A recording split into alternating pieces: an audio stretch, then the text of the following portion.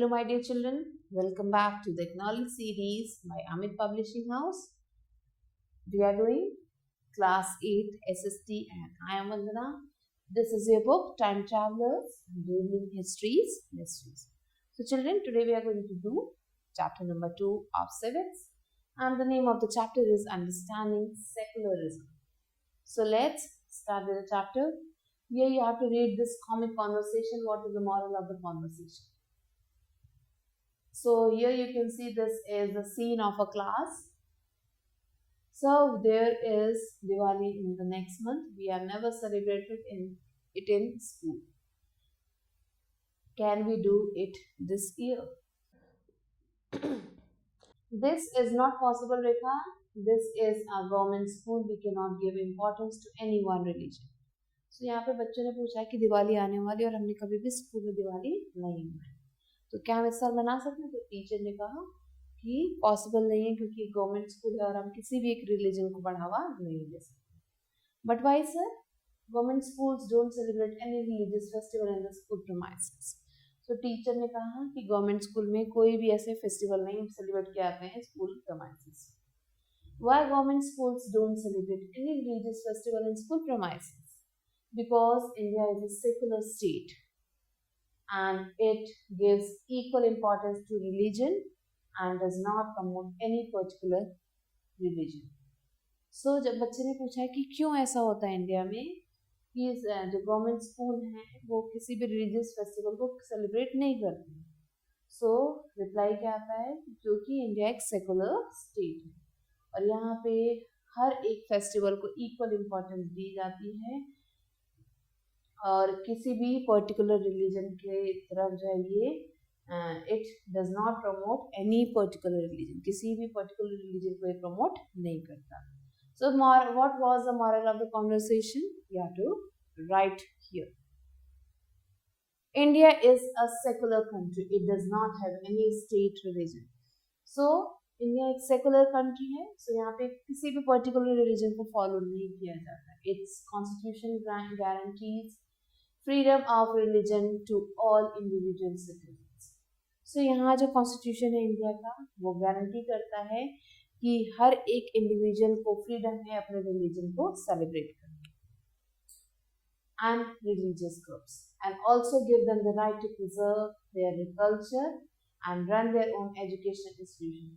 हर किसी को राइट है कि वो अपने कल्चर को प्रिजर्व करके रख सके और अपने एजुकेशनल इंस्टीट्यूशंस को खोल सके.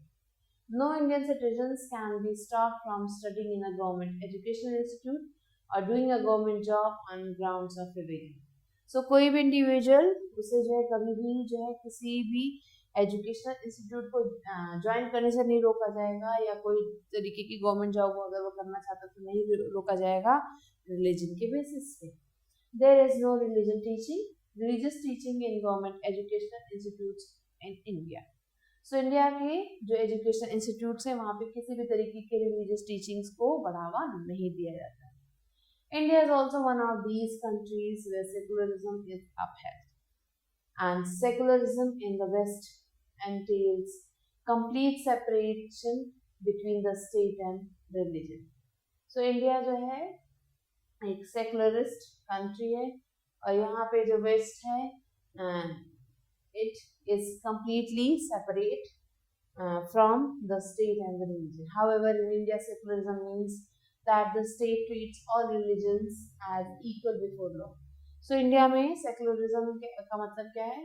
ये जो है यहाँ पे जो state है वो जितने भी religion सबको equally treat करता है. Countries where secularism is not practiced and which have any official religion as the state religion are known as theocratic religion. सो ऐसी कंट्रीज जहाँ पे सेकुलरिज्म को प्रैक्टिस नहीं किया जाता है which have any official religion. So ऐसी जगह जहाँ पे खुद का कोई ऑफिशियल रिलीजन है as the state religion are known as theocratic religion. इन्हें थियोक्रेटिक स्टेट्स कहा जाता है. In a theocratic state particular religion is given priority over other religion. So जब हम थियोक्रेटिक स्टेट की बात करते हैं तो इसका मीनिंग है कि यहाँ पे किसी भी एक पर्टिकुलर रिलीजन को ज़्यादा इम्पोर्टेंस दी जाती है दूसरे से. Countries like Pakistan and Iran are Islamic republics. So ऐसी जो कंट्रीज हैं जैसे कि पाकिस्तान और ईरान, ये क्या है, ये इस्लामिक रिपब्लिक्स हैं जहाँ पे इस्लाम इनका ऑफिशियल, आप रिलीजन कह सकते हो, रिलीजन है, Islam is given official status but other religions also coexist, लेकिन यहाँ पे दूसरे रिलीजन्स भी हैं।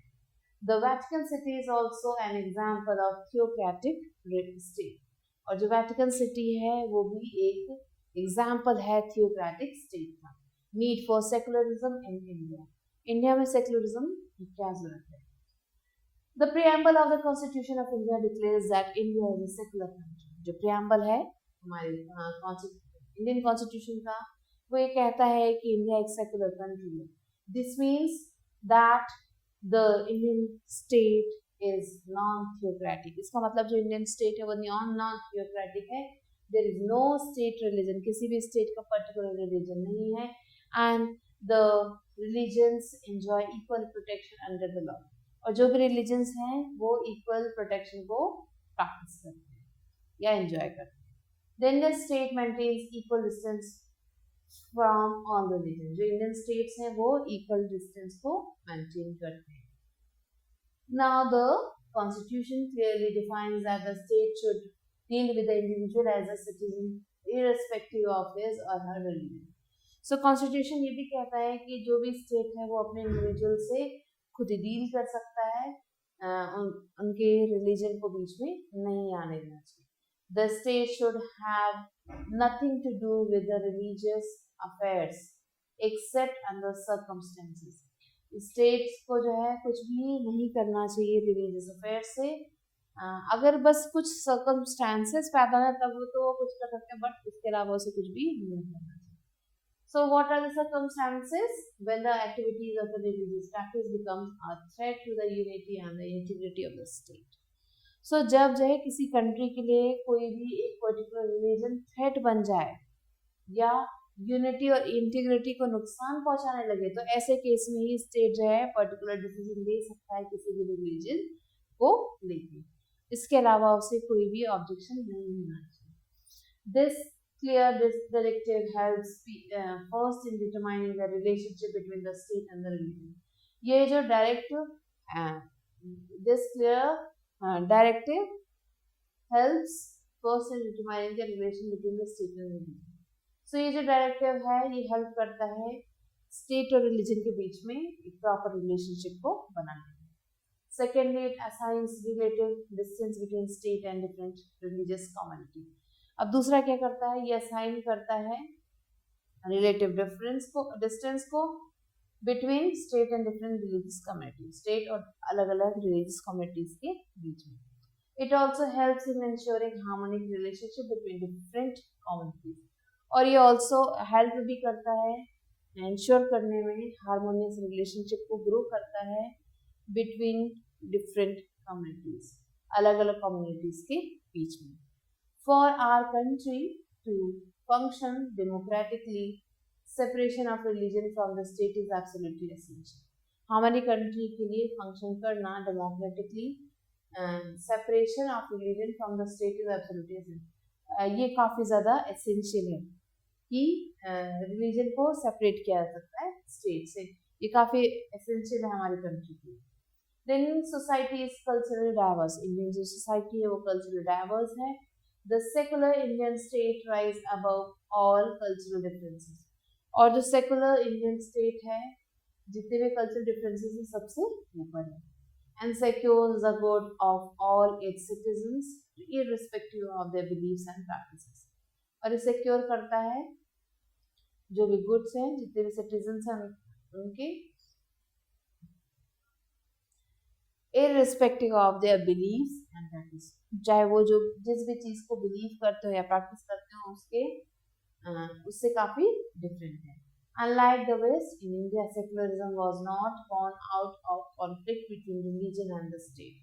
So दूसरी कंट्रीज की तरह इंडिया में सेकुलरिज्म जो है दोनों के बीच में, मीन्स रिलीजन और स्टेट के बीच में कॉन्फ्लिक्ट से स्टार्ट नहीं हुआ था। It was rooted in Indian history and culture, India का जो हिस्ट्री और कल्चर है उसमें वो पहले से ही मौजूद है। It was the desire of the founding fathers to be just and fair to all communities, ये जो है डिज़ायर था, हमारे जो फाउंडिंग फादर्स थे उनके डिज़ायर था कि हर चीज़ यहाँ पे फेयर होनी चाहिए, हमारी जो भी कम्युनिटीज़ है वहाँ पे हर कम्युनिटी में हर चीज़ फेयर होनी चाहिए. The other reasons for separating religion from the state in democratic societies is to ensure equality of all the religion, respect to all religion, and to promote religious tolerance among its citizens. So जो भी democratic countries हैं या societies हैं वहाँ पे इस चीज़ को और ज़्यादा प्रैक्टिस इसलिए किया जाता है ताकि जो भी रिलीजन है वहाँ पे इक्वालिटी हो और सब एक दूसरे के रिलीजन का रिस्पेक्ट करें और रिलीजियस टॉलरेंस सब में बढ़े. This means that individuals must learn to accept other religions. इसका मीनिंग है कि जो इंडिविजुअल्स हैं वो दूसरे रिलीजन्स को रिस्पेक्ट करना शुरू करें and should have the freedom to interpret religious teaching differently, और जो भी रिलीजियस टीचिंग्स है उससे डिफरेंटली लें. Secularism acts as a check against the tyranny of one religious community against other community in the world. So ये जो secularism है ये चेक करता है कि कोई भी रिलीजियस कम्युनिटी किसी दूसरी कम्युनिटी के अगेंस्ट ना हो. This ensures that the fundamental rights of all the citizens are protected irrespective of their religion. So ये इस बात को भी इंश्योर करता है कि जो भी फंडामेंटल राइट्स हैं किसी भी सिटीजन के वो क्या करते हैं वो प्रोटेक्ट करें इरेस्पेक्टिव ऑफ द अपने भले वो किसी भी रिलीजन का हो, हर सिटीजन के फंडामेंटल राइट्स को प्रोटेक्ट करें. सो ये इसकी ensurity. What is Indian secularism? According to the constitution the key elements of secularism in India are as follows. So constitution के अकॉर्डिंग जो की एलिमेंट्स हैं सेकुलरिज्म के इंडिया में वो कुछ इस प्रकार हैं. All religions are equal before law. So law के सामने अगर हम देखा जाए तो हर रिलीजन को इक्वली ट्रीट किया गया. The Indian state does not have an official religion. जो भी इंडियन स्टेट्स है वहाँ का कोई भी ऑफिशियल रिलीजन नहीं. This can be interpreted that India is a non religious state and that all religions are equal. So इससे ये जो है कंफर्म किया जाता है कि इंडिया एक नॉन रिलीजियस स्टेट है और यहाँ पे हर रिलीजन को equal importance दी जाती है. This means that government buildings like courts, police stations, government offices and government schools cannot display or promote any one religion. So इसका ये भी मतलब है कि जो भी गवर्नमेंट स्कूल्स हैं या कॉलेजेस हैं या ऑफिसेज हैं या फिर पुलिस स्टेशन है ये किसी भी रिलीजन को प्रमोट नहीं करते. Secondly, in order to respect the sentiments of all the religions and to uphold the interests of certain sections of the society, the Indian government does make certain exception and intervene in some religious practices. So दूसरा चीज क्या है कि हर religion के sentiments को respect करने के लिए और हर रिलीजन को इक्वल इम्पोर्टेंस देने के लिए सोसाइटी में जो इंडियन गवर्नमेंट है वो कुछ जो है एक्सेप्शंस उसने डाल रखे हैं या इंटरवेन रखे हैं कि कैसे लोगों को अपने रिलीजन को प्रैक्टिस करना चाहिए. Here you can see the picture of secularism in India. All the 4 religions that are in India are in front of you. Secularism and the constitution. In India, the question of secularism is not one for sentiments, but one for law. So India में ये जो question है secularism का ये सिर्फ sentiments की बात नहीं करता है, लॉ की भी बात करता है. The secular objective of the state has been specifically expressed by inserting the word secular. So ये जो भी सेकुलर ऑब्जेक्टिव है स्टेट के वो सारे एक्सप्रेस हो जाते हैं इस वर्ड सेकुलर को देखकर in the preamble. So preamble में ये वर्ड लिखा हुआ है. Secularism as promised in the preamble is implemented by incorporating the fundamental rights of all the citizens related to freedom to religion in Article 25 to 28. So secularism क्या है? ये एक promise है preamble में और जो इम्प्लीमेंट किया जाता है is implemented by incorporating the fundamental right of all the citizens. So जो भी fundamental right है citizens की इसे ये इम्प्लीमेंट करता है. And it says that freedom to religion and इसका भी एक आर्टिकल है जो 25 से लेके 28 आर्टिकल में लिखा हुआ है इसके बारे में, which guarantee to each individual the freedom of to profess. जो ये गारंटी देता है हर एक इंडिविजुअल को कि हर इंडिविजुअल प्रोफेस कर सकता है, प्रैक्टिस कर सकता है, प्रोपेगेट कर सकता है अपना खुद का religion. This freedom of religion also assures strict impartiality on the part of the state and the institution towards all religion. और ये जो फ्रीडम है रिलीजन की वो एश्योर करता है strict impartiality on the part of state. So state के part से इम्पार्शियलिटी होनी चाहिए और and its institution towards all the religion. So जो भी रिलीजन है उसकी इंस्टीट्यूशन की तरह. The framers of the Indian Constitution were all too conscious on their responsibility and were determined. So जो भी framers थे इंडियन कॉन्स्टिट्यूशन के वो बहुत ही ज़्यादा कॉन्शियस थे अपनी रिस्पॉन्सिबिलिटीज को लेके और बहुत ज़्यादा डिटरमाइंड थे. Therefore, to ensure that the Indian national identity reflected this composite cultural legacy. So ये इंश्योर किया जाता है कि जो इंडियन नेशनल आइडेंटिटी है वो इसके कल्चर को रिफ्लेक्ट करती है. Fundamental rights are based on such secular principles. हमारे जो फंडामेंटल राइट्स हैं वो इन प्रिंसिपल्स पे बेस्ड हैं. Sensitization and awareness about such fundamental rights will help people to take action when violations occur. So जब वायलेशन का कोई भी ऐसा केस अकर करता है तो इस टाइम में जो ये जो फंडामेंटल राइट्स हैं वो सेंसिटाइजेशन और अवेयरनेस को प्रोमोट करते हैं. The third way in which the Indian Constitution promotes secularism and has its own strategy to prevent domination is that it only intervenes in personal matters of people to promote equality or to bring social reform. जो तीसरा तरीका है जिसमें जो Indian constitution help करती है वो है जिसकी वजह से जिसमें जो है इंडियन कॉन्स्टिट्यूशन प्रमोट करती है सेकुलरिज्म वो है and it has its own strategy. इसकी खुद की स्ट्रेटजी है टू प्रिवेंट डोमिनेशन को प्रिवेंट करने is that it only intervenes in personal matter. ये जो है सिर्फ पर्सनल मैटर में ही इंटरवेंस करता है of the people to promote equality and bring social reform, ताकि लोगों के अंदर इक्वालिटी जो है प्रमोट हो सके और सोशली रिफॉर्म हो सके. In the US, separation of religion and state is understood as mutual exclusion. US में जो रिलीजन है और जो स्टेट है दोनों को सेपरेट करके रखा गया है और जो है is understood by mutual exclusion से इसे अंडरस्टैंड किया जा सकता है. The state will not intervene in the affairs of religion. So state जो है जो भी है रिलीजन प्रैक्टिस की जाती है उसमें इंटरफेयर नहीं करेगी. And in the same way the religion will not interfere in the affairs of the state. So इसी तरीके से जो रिलीजन है वो स्टेट के मैटर्स में इंटरफेयर नहीं करेगा. Each has a separate sphere of its own. हर किसी का अपना खुद का एक sphere है. And the Indian state can intervene in the religious affairs provided this intervention is based on the ideal needs of the constitution. So लेकिन जो Indian state है वो जो भी रिलीजियस अफेयर्स है उसमें इंटरफेयर कर सकता है, लेकिन ये इन बातों पे ध्यान देना होगा कि जो भी आइडियल्स लेड किए गए हैं कॉन्स्टिट्यूशन में उसके अंदर ही होना चाहिए, उसके खिलाफ नहीं होना चाहिए. The ideals contained in the Constitution of India are the benchmark to assess the performance of the Indian state.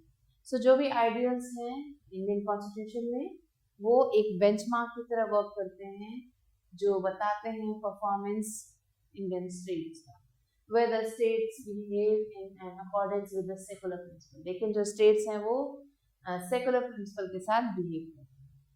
Thus, in Indian secularism, the state is not strictly separate from religion. तो इसी तरीके से जो Indian secularism है इसमें जो state है वो स्ट्रिक्टली सेपरेट नहीं है रिलीजन से. However, it does maintain a principal distance from religion. लेकिन ये रिलीजन से काफी डिस्टेंस को मेंटेन करता है. Now, children, let's learn what we have Let's revise what we have learned here. Secularism means separation of religion from the state, and the Indian state maintains a principal distance from religion. The Indian state does not have any religion as its official religion. The constitution treats all religion as equal in the eyes of law. In the Western concept, secularism means complete separation between the state and religion. Neither the state nor religion can interfere in the affairs of one another. So now children, let's do the question answer here. What is secularism? So secularism is that the state and religion both are apart from each other. And how does the Indian Constitution promote secularism? Indian Constitution कैसे promote करती है secularism को? Cite three examples देने आप. List the different festivals on which holidays are declared in your school. So आपके school में कौन कौन से different festivals हैं जिसमें holiday होती हैं आपके स्कूल में? That you have to write. Why is the question of secularism not only one of the sentiment but of law in India? So ये जो question है secularism का, ये sentiments पे based क्यों नहीं है but laws पे based है? ऐसा क्यों है? How does secularism promote individual welfare? So secularism individual welfare को कैसे promote करता है? How is India different from the theocratic state? India जो है theocratic state से कैसे different है? How is Indian secularism different from Western secularism? Indian secularism Western secularism से कैसे different है? Indian secularism में जो state है कई बार जो है religious matters में interfere कर लेता है. जब ये religious matters state के against होते हैं या कुछ ऐसे violent रूप ले लेते हैं. But in the Western secularism, the state and the religion do not interfere in each other's matter. Why is secularism essential in a country like India? India में secularism क्यों जरूरी है? Because secularism is the promoting of all the religions. Means secularism means that no particular religion is practiced and no particular religion is the country's own religion. Every religion is given equal importance. So that's why secularism is essential in a country like India. What are the constitutional provisions that promote secularism in India? So क्या-क्या constitutional provisions हैं जो secularism को India में promote करते हैं? So children, with this we have completed the chapter. I hope that you have understood it. And if you have any queries related to the chapter, you can ask me in the comments. I'll be waiting for you with a new video. Till then, stay rated.